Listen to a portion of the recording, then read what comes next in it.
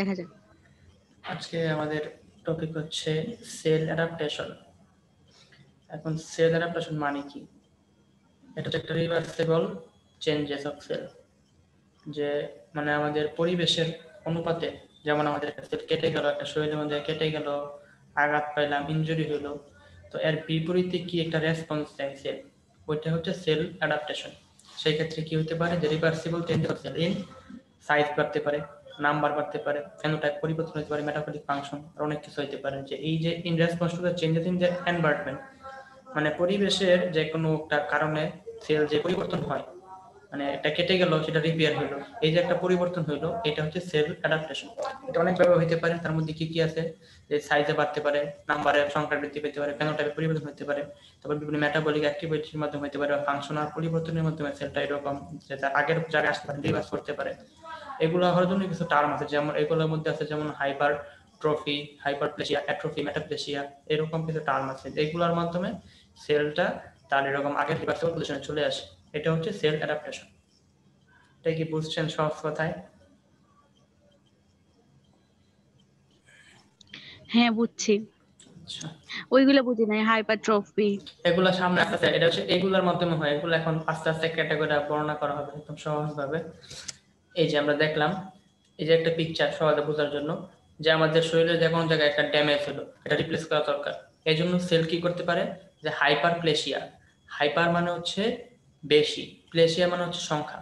তার মানে কি, যে সার এরকম নাম্বার, মানে সেলটা তার নাম্বার বৃদ্ধি করবে অনেকগুলো। এখানে চিত্র দেখা যাচ্ছে যে সেলটা ইনজুরি হয়েছে, ঠিক করা দরকার। এটা ধরো সেল, এই সেলটা কি করতে পারে, যে আর অনেক সেলকে ডেকে নিয়ে আসতে পারে, এটা হচ্ছে হাইপার প্লেসিয়া। আয়না এটা ঠিক করতে পারে। আর হয়তো বা কি করতে পারে, সে নিজেই বড় হয়ে যেতে পারে, যে শক্তিশালী হয়ে যাবে, যে 1 ফিট ছিল সে 6 ফিট লম্বা হয়ে বা শক্তিশালী হয়ে নিজেই এটা করতে পারে, হাইপার ট্রফি, মানে সাইজে বৃদ্ধি পেতে পারে। আর হাইপার প্লেসিয়া মানে হচ্ছে সংখ্যায় বৃদ্ধি পেতে পারে। এইভাবে সে এরকম তার এই এনভায়রনমেন্টের রেসপন্সে সে এরকম রেসপন্স করতে পারে। এটা হচ্ছে সেল অ্যাডাপ্টেশন সহজ কথায়। বুঝতে পারছেন? বুঝতে পেরেছি। আচ্ছা, এবার আমরা দেখি যে হ্যাঁ, হ্যাঁ, বুঝতে পেরেছি। হাইপারট্রফিটা কি। হাইপারট্রফি হচ্ছে increase the size of cell, সেলের সাইজটা বৃদ্ধি করা। সেলের সাইজ বাড়লে কি হবে, অর্গানটাও, অর্গান যে সাইজ, একটা সেল যখন বাড়বে তখন অর্গানও তো বড় হবে। যেমন এখানে এই যে হার্টের একটা মাসেল, এটা নর্মাল, তারপরে বৃদ্ধি পেয়ে এরকম বড় হয়ে গেছে। এই যে এখানে একটা হার্টের একটা কোষ বা সেল বা টিস্যু, এটা বড় এমন হয়ে গেছে, এটা হচ্ছে হাইপারট্রফি।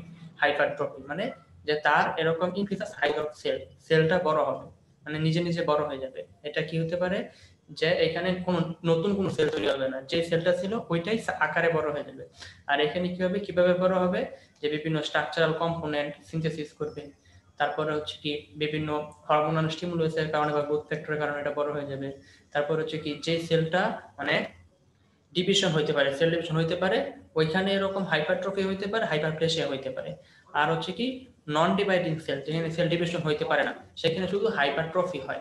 কারণ কি, সেল সংখ্যা বাড়তে হলে ডিভিশন দরকার, এখন সেল ডিভিশন হইতে পারে না, তাহলে এখানে তো আর হাইপারপ্লেসিয়া হবে না, এখানে শুধু হাইপারট্রফি হয়। যেমন ইন মেনি অর্গান, অনেক অর্গানে কি হয়, হাইপারট্রফি একসাথে থাকতে পারে, এটা হচ্ছে হাইপারট্রফি। তারপরে দেখি আমরা কজ, যে হাইপারট্রফিটা হইলো, এটা কজ কি কি। দুটা কজ, একটা হচ্ছে প্যাথোলজিক্যাল কজ আর একটা ফিজিওলজিক্যাল কজ।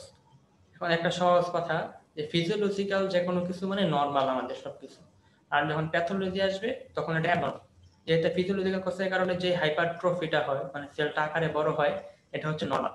যেরকম যে কেউ অনেক এক্সারসাইজ করলো, তারপরে তার এরকম বডিটা এরকম সিক্স প্যাক হয়ে গেল, এটা নর্মাল। এখানে কোনো ডিজিজ না, কিছু না, সে এরকম ওভারলোড করার কারণে তার এরকম মাসেল গুলো ফুলে গেল, এরকম বুক ফুলে গেল, এরকম বডি সিক্স প্যাক হয়ে গেল, এটা হচ্ছে নর্মাল। এটা হচ্ছে নর্মাল হাইপারট্রফি, মানে নর্মাল ভাবে তার এরকম সেলটা এরকম সাইজে বড় হয়ে গেল। তারপরে কি, যে ক্রনিক হেমোডাইনামিক ওভারলোড, মানে দীর্ঘদিন যাবত যদি তার এরকম হার্ট থেকে ব্লাড ফ্লোটা মানে পিছনের দিকে থেকে ব্যাক ফ্লো হইতে থাকে, তাহলে কি হবে, বা হাইপার টেনশনের কারণে বা যে কোনো ডিজিজের কারণে তার এরকম যে ব্লাডটা পিছনের দিকে, ব্লাডটা আবার হার্টে ফিরে আসতেছে, তাহলে সেক্ষেত্রে কি হবে, হার্টের মাসেল গুলো বারে বারে যখন বাড়ি খাবে, খাইতে খাইতে একসময় হার্টটা নিজেই বড় হয়ে যাবে। এটা হচ্ছে নর্মাল, যে হার্টটা নিজেই তার এরকম রেসপন্সের কারণে, যে নর্মাল রেসপন্সের কারণে সে হার্টটা এরকম নিজেই বড় হয়ে যাবে, এটা হচ্ছে নর্মাল হাইপারট্রফি। এখানে কোনো কোনো ডিটেলস নেই, কিছু না, জাস্ট নর্মাল ভাবে সেলটা এরকম বড় হয়ে যাবে, এটা হচ্ছে ফিজিওলজিক্যাল কজ, হাইপারট্রফি। এটা কি বুঝতে পারছেন ফিজিওলজিক্যাল কজটা? হ্যাঁ হ্যাঁ বুঝতে পেরেছি।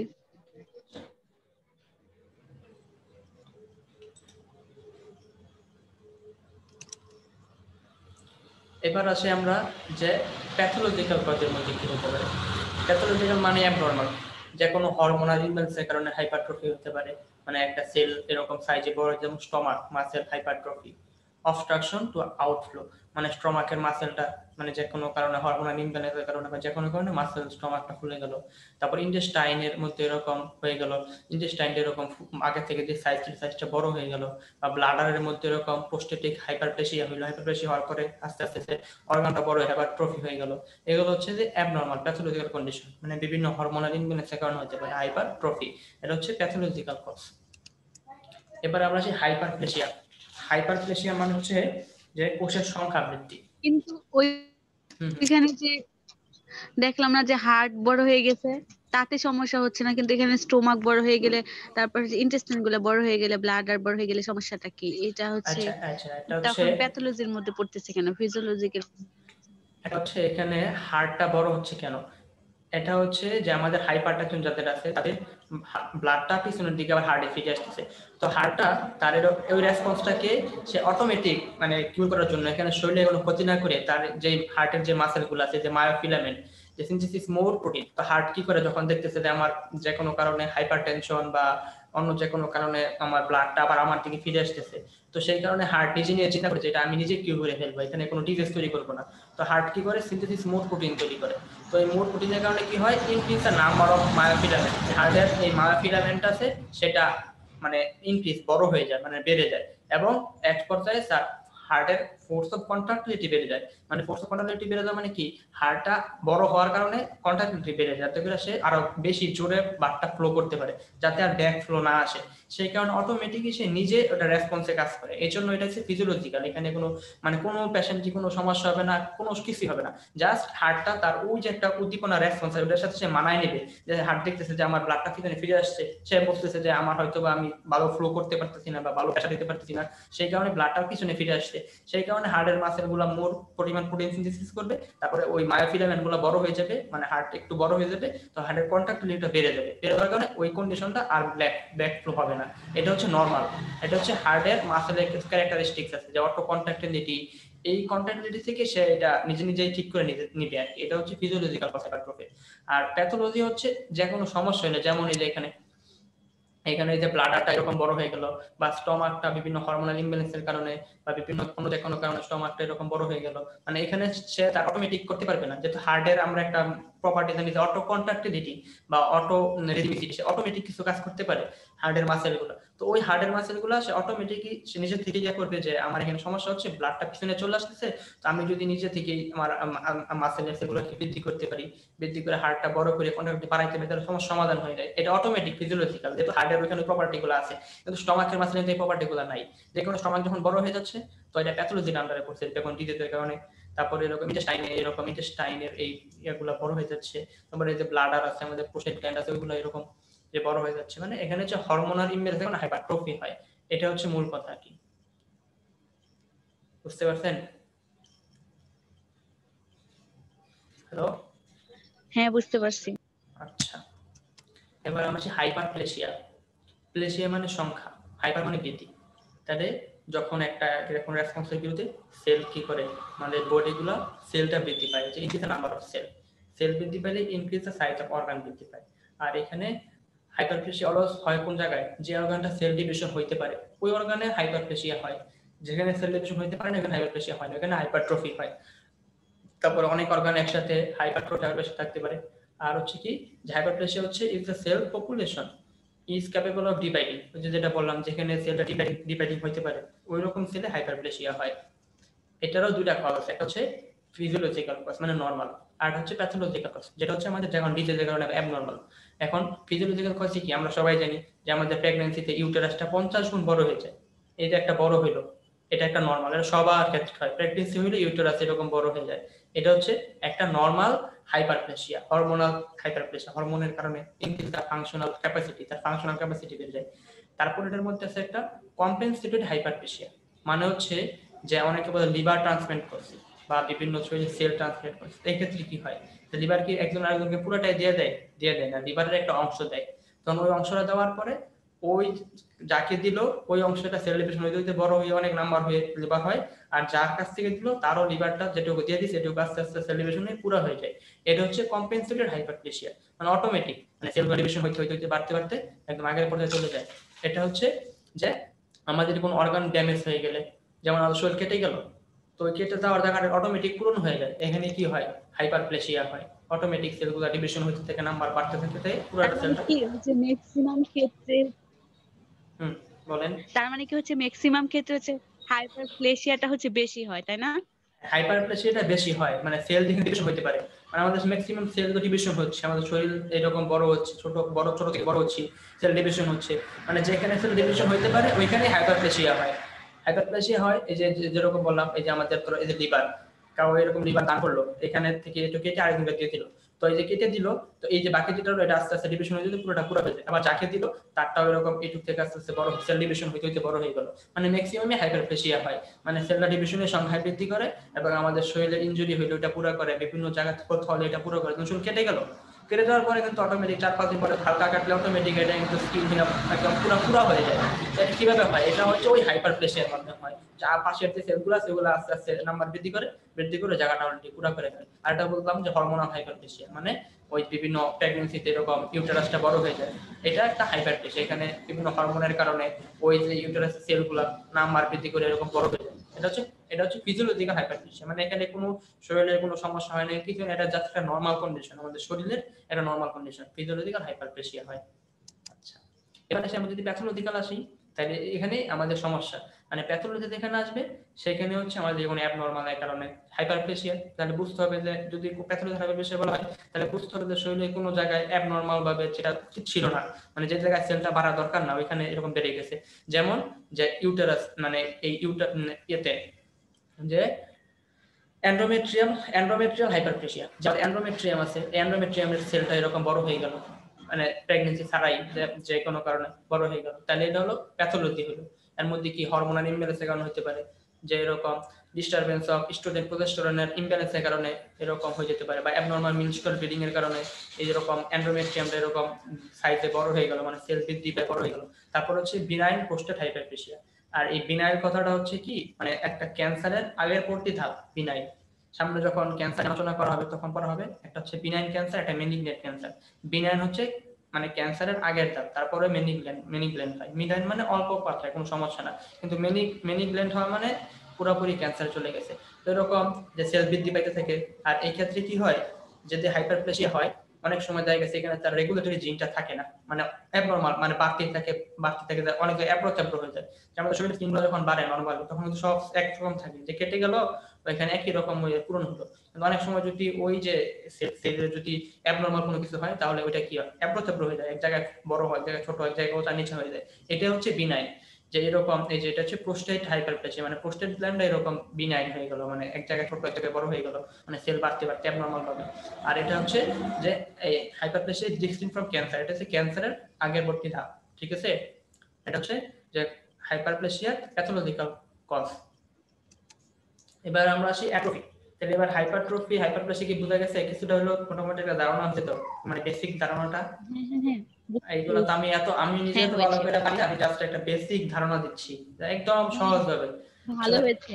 প্যাথোলজি হচ্ছে মানে অনেক সহজ, কারণ আমরা কঠিন মনে হয় কারণ আমরা বুঝে পড়ি না, যে এরকম একদম সহজ জিনিস একটু বুঝে পড়লে দেখা গেছে প্যাথোলজি সহজ হয়ে যাবে। এবার আমরা আসি অ্যাট্রফি। অ্যাট্রফিটা কি? অ্যাট্রফি হচ্ছে কি, একটা টিস্যু বা অর্গানের সাইজটা রিডিউস হয়ে যাবে, এটা হচ্ছে অ্যাট্রফি। এটা সেল হইতে পারে, নাম্বার হইতে পারে, যেভাবে হোক এটা কমে যাবে, মানে শুকিয়ে যাবে, সোজা কথা বাংলা কথায়।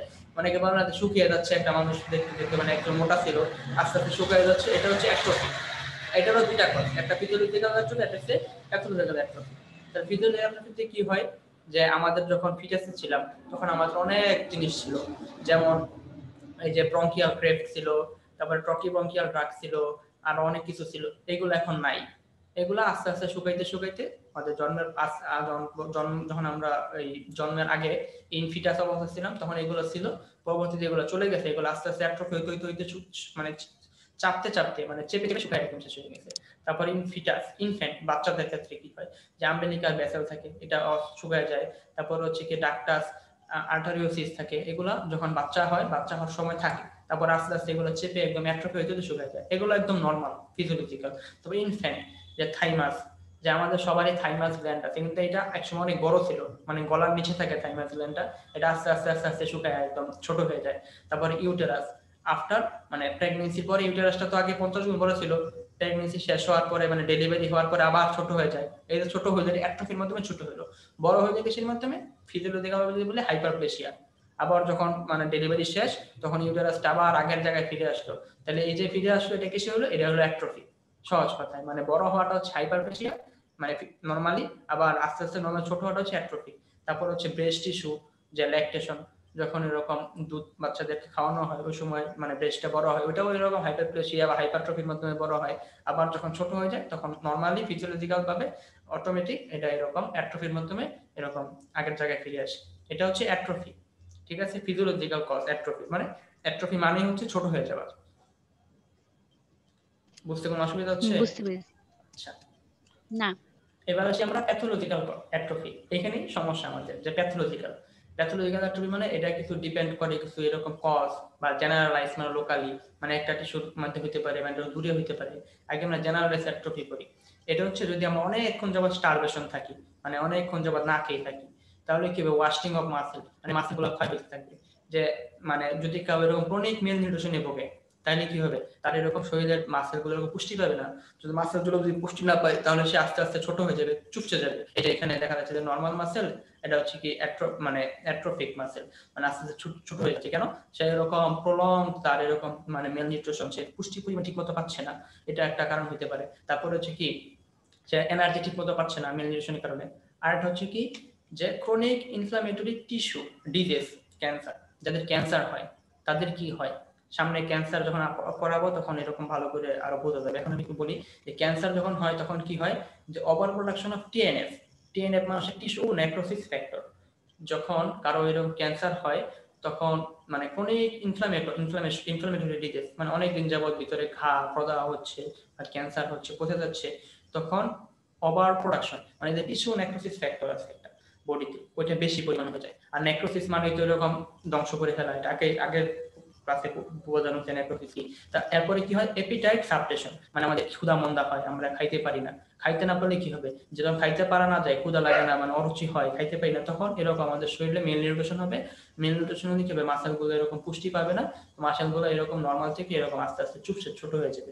এটাই হচ্ছে যে স্টারভেশন অ্যাট্রফি বা ওয়াস্টিং অফ মাসেল এটাকে বলা হয়।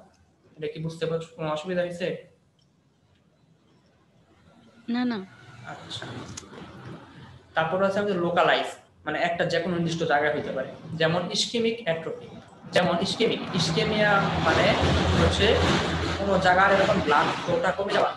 তো ইসকেমিয়া নিয়ে একটা ক্লাস সামনে, শুধু ইসকেমিয়া নিয়ে একটা ক্লাস ইনশাআল্লাহ হবে, চেষ্টা করতে সামনে করার জন্য। এটা হচ্ছে কি ইসকেমিয়া মানে, এখন শুধু এটুকু জানলেই হবে যে ইসকেমিয়া মানে হচ্ছে কোনো জায়গায় এরকম ব্লাড ফ্লোটা কমে যাওয়া। এখন একটা জায়গায় যদি ব্লাড ফ্লো কমে যায় তাহলে কি ওই জায়গায় সে তার এরকম ঠিক মতো অক্সিজেন পাবে না, ঠিক মতো রাস্তা প্লাই আসবে না, তাহলে কি সে জায়গাটা আস্তে আস্তে আস্তে আস্তে ছোট হয়ে এরকম মরে যাবে। এটাই অ্যাট্রফি হয়ে মরে যাবে। যে এটা বিশেষ ব্রেনের মধ্যে হয়, যে ব্রেন অ্যাট্রফি। আর্থারোপ্লেরোসিস অফ সেরেব্রাল আর্টারিতে যখন ব্লাড সাপ্লাই না পাবে তখন ব্রেনের অ্যাট্রফি হয়ে যাবে, ব্রেনটা এরকম আস্তে আস্তে আস্তে আস্তে চুপসে যায়, এরকম ব্রেন ড্যামেজ হয়ে যাবে। তারপর আছে কি ডিসইউজ অ্যাট্রফি, মানে ডিসইউজ মানে একটা যে কোনো অর্গানকে আমরা প্রচুর পরিমাণে ডিসইউজ করলাম। যেমন যে একটা আঘাত পাইলো, তো আঘাত পাওয়ার পরে সেখানে এরকম সে আঘাত পাইলো, তার এরকম ভেঙে গেল, তারপরও ওইটা দিয়ে সে আরো ইউজ করতেছে অর্গানটাকে, সে হাতে ব্যথা পাইছে তো ওইটা দিয়ে আরো কাজ করতেছে, মানে ডিসইউজ মানে যেটা মানে ওভার ইউজ আর ডিসইউজ মানে অপব্যবহার করলো একটা অর্গানের। তাহলে কি হলো, যে স্কেলেটাল যে মাসেল গুলো আছে ওইগুলার কি হলো, যে প্রলং ডিজিজ একটা তৈরি হয়ে গেল, মানে সেল সাইজ ইরিভার্সিবল হয়ে গেল, মানে সেটা আগের জায়গায় ফিরে আসবে না সে ওভার ইউজ করার কারণে। তাইলে কি হলো, স্কেলেটাল মাসেল ফাইবার ডিজিজ, তার এরকম স্কেলেটাল মাসেলের ডিজিজ হয়ে গেল। তো এই কারণে কি হলো, ইনক্রিজ বোন রিজর্পশন, তার অস্টিওপোরোসিস হয়ে গেল, এবং এই কারণে কি হলো, সে এরকম ডিজিউজ করলো, যে সে ব্যথা পাইছে, এখন তার উচিত ছিল কি কমপ্লিট রেস্টে থাকা, কিন্তু সে রেস্টে থাকলো না, সেই অর্গানটাকে আরো ব্যাপক পরিমাণে ইউজ করলো। ইউজ করার কি হলো, এখানে একটা প্রলং ডিজিজ তৈরি হয়ে গেল। ওই ডিজিজের কারণে কি হলো, তার এরকম বোন রিজর্পশনটা ঠিক মতো হলো না, এবং সেটা আগের জায়গায় ফিরে যেতে পারলো না, এবং অস্টিওপোরোসিস তার এরকম হাড়ের ক্ষয় হয়ে গেল, এবং হাড়ের ক্ষয় হওয়ার কারণে কি হলো, তার অ্যাট্রফি হয়ে গেল, স্কেলেটাল যে হাড় বোনসটা আছে বা মাসেলগুলো আছে সেগুলো এরকম চুপসে গেল। এটা হচ্ছে একটা ফিজিওলজি, একটা প্যাথোলজিক্যাল অ্যাট্রফি। আচ্ছা, তারপর হচ্ছে কি ডিনারভেশন অ্যাট্রফি। এটা হচ্ছে কি যে আমাদের শরীরের সমস্ত জায়গায় আমরা কি নার্ভ সাপ্লাই আছে, এখন যদি ওই নার্ভ সাপ্লাইটা কোনো কারণে নষ্ট হয়ে যায় তাহলে কি হবে, যে ওইটাই হবে ডিনারভেশন অ্যাট্রফি। এর একটা উদাহরণ হচ্ছে কি যে যেরকম বলে, যেটার নামটা হচ্ছে, এটার নামটা তো আমি ভুলে গেলাম। কোনটা পাম?